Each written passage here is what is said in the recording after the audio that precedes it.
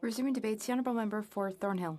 The Liberals in this debate, all day long, they keep saying that Canadians have never had it so good, and they seem exacerbated as, again, we fight against their punishing carbon tax. Here's the thing, Mr. Speaker, we're going to keep fighting against the carbon tax. We're going to keep fighting the tax so Canadians can keep their heat on, they can drive to work, they can afford nutritious food, and we will never apologize for that. You've heard today some version of what they call an environmental plan, but make no mistake. The Liberals gave us an environmental plan. Well, they gave us a tax plan, and it was disguised as an environmental plan, and it's been directly cited for the higher prices. In fact, their tax is working so well that we've already seen it raised 3 times. And we're still no closer to meeting any sort of environmental goal. In fact, Canada is the only G7 country, and if we want to play the facts game, that have raised fuel taxes during a period of record high inflation. And that should tell you everything that you need to know about where we are in this. We are in the depths of winter, and home heating costs are, in some cases, are up 100%. Heating your home in Canada is not a luxury. I don't know why we have to say it, but it is a necessity in this country, and all you have to do is go outside for 30 minutes. And there is no denying that the government and their NDP coalition partners, who vote with them every single time, although they get up in this House and scream at them that nothing is going right, and then continue to support the government into making prices higher for families. They do that. They make this necessity more expensive with a plan to triple the tax, no matter what they say outside of this place. No matter what motion they bring forward, they are the ones who support this government in making things more expensive for every single Canadian. It's a plan that disproportionately punishes people in areas that have no choice but to rely on heating oil rather than heat source and other heat sources made more expensive by the carbon tax. It's a plan that disproportionately punishes families, including parents who are struggling to feed their kids, who are struggling to get to work, who are struggling to drive their kids to activities and school. Mr. Speaker, I know that they don't like to hear it, and they certainly don't want to talk about it, and we'd be here for an eternity if they had to admit it. But for more Canadians, things have never been so bad, and a little humility and an admission of responsibility would go a long way for the people across the aisle. These Liberals laugh, and they say the stories that we tell in this House, well, they aren't real. They must not speak to the same people that we speak to. They must not listen to the same people that we listen to. They must not go to the places where we go. And if they did, they know these stories are very real.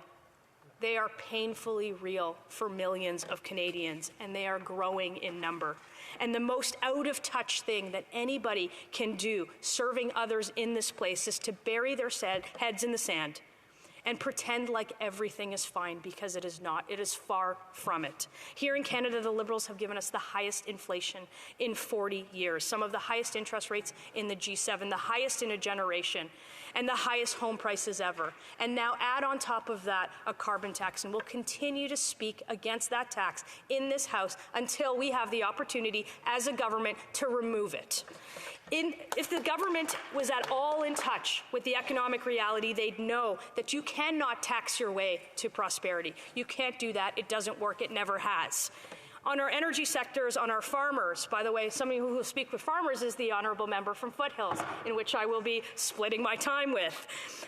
On everything that we eat, on everything that we buy, on everything that we use, the Liberals have imposed a tax, and it started at $30 a tonne.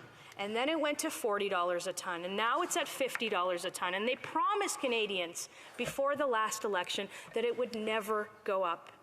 And never is a really long time, but it did. Because we should have known better. We should have known that 30 was going to be 40, it was going to be 50, and now it's 170. And that might not mean a lot in terms of on tonnage, but it makes everything that you buy, that you eat, that you use, where you go, more expensive. It has an effect right throughout the economy. They will tell you that Canadians get back more than they pay. The Parliamentary Budget Officer said the opposite, tripling the price without even making a dent in emissions, and presenting it as they are returning that money to Canadians is the only misinformation that we have heard in the House today. The question is why? Why, after all of this evidence, are they still saying that over and over again? All they have to do is open the report from the parliamentary budget officer that they themselves appointed. 20% of Canadians are skipping meals just to make ends meet because the cost of groceries has gone up 11%. And they haven't gone up because I've said they've gone up.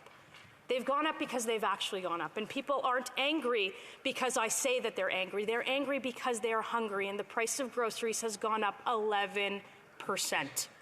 A direct result of the carbon tax, because it costs more to grow, it costs more to harvest, it costs more to transport, and it costs more to buy.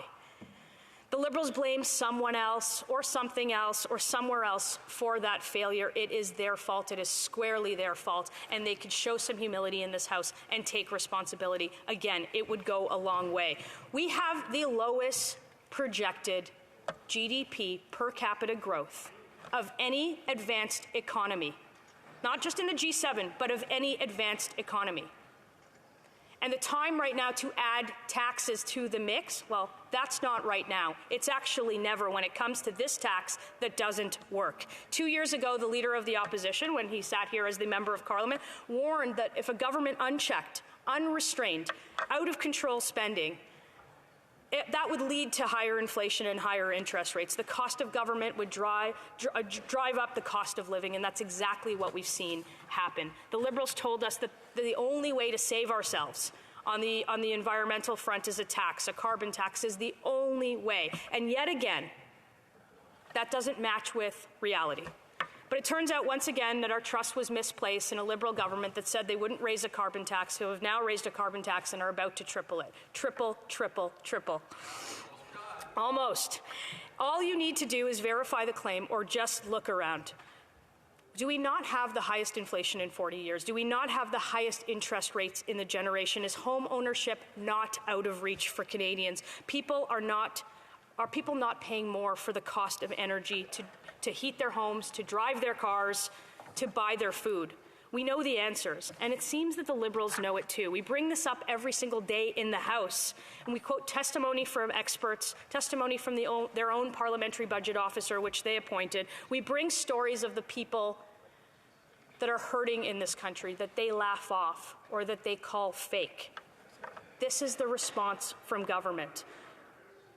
Another program, another inflationary spending measure, a plan to triple the carbon tax, more platitudes, empty words, a few Instagram posts, and then they all pat themselves on the back and clap for each other.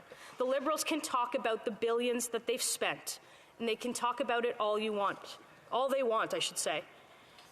But that comes from the taxpayer, and never has so much money been spent to bring so few results to so few people in this country, and that's a fact.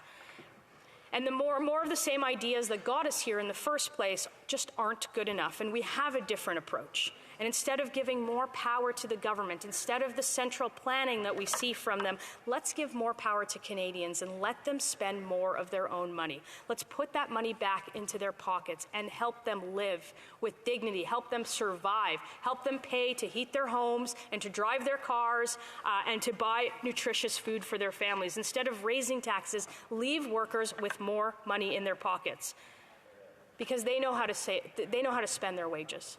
There is only one taxpayer in this country, and the Liberals ought to recognize that. The Liberals ought to show some humility again and take some responsibility for the inflation crisis that they've caused and not add yet another tax. Instead of throwing more money at the problem, let's invest in solutions that work. Let's reduce greenhouse gases let's get housing built. Let's build more transit. In short, instead of telling Canadians that everything is fine and that they've never had it so good, let's show some humility. Well, let's have the government show some humility and take responsibility for the crisis that they themselves have created.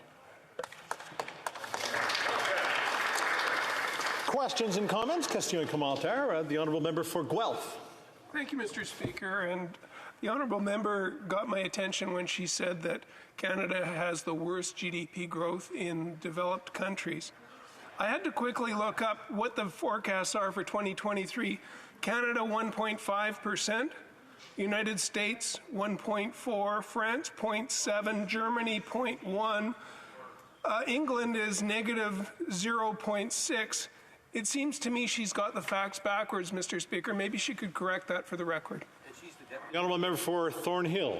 Actually correct the member if he wants to open his own budget. It's on page 25. It's GDP growth per capita. We are the lowest in projected growth over the next 30 years of not only the G7, but of every advanced economy. It's in his own budget, and he ought to read it. Questions et commentaires, questions and comments. L'honorable député de Terrebonne. The honourable member for Terrebonne. Thank you, Mr. Speaker. I heard my colleague talk humbly and talk about being humble, but first part of my question, if she acknowledges that climate change is real and that we didn't take action for years under the Conservative government or under the 8 or so years of Liberal government, does she also acknowledge and admit that the first step to being humble is to recognize one's mistakes and then to fix them? Thank you, Mr. Speaker. The honourable member for Thornhill. I would agree with the member if this was actually an environment plan, but it is a tax plan. It hasn't reduced any emissions. It hasn't hit any targets that the government itself has ever set. So if we want to talk about an environmental plan, I'm happy to do that with the member, but a carbon tax isn't it. Questions et commentaires, questions and comments. The honourable member for Port Moody Coquitlam.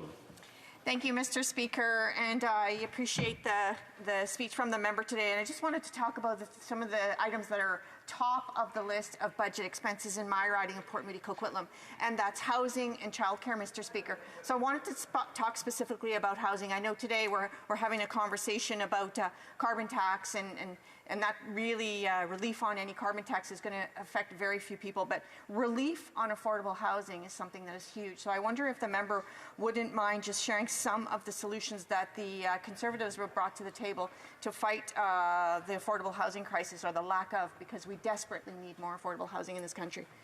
The honourable member for Thornhill. The member opposite raises a very important issue, which frankly has a lot to do with the economic crisis that we are in. And the member opposite, or my honourable colleague, should recognize that there are still 30-year-olds living in their parents' basement. We have a supply-side solution, and we've got a plan to incentivize those who build housing to build more housing, something which the government has done none of.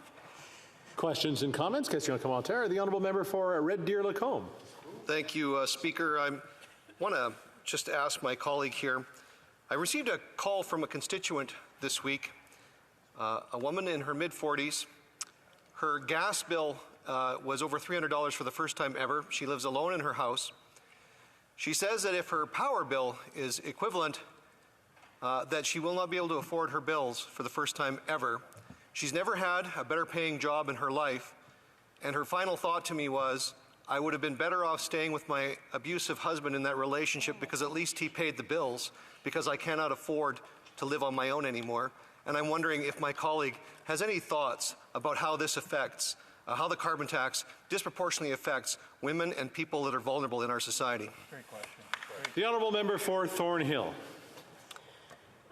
Like my honourable colleague, we hear stories of this when we go home from our own ridings, and I think that this affects particularly disproportionately those in vulnerable situations, or in, frankly, tragic situations, as he's brought up, those in rural communities, and it affects, frankly, the middle class. I've asked also from constituents in my riding to send over their energy bills because I couldn't believe that what I was seeing.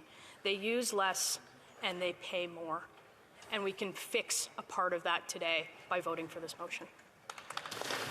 Reprise du débat, continuing debate. The honourable member for Foothill.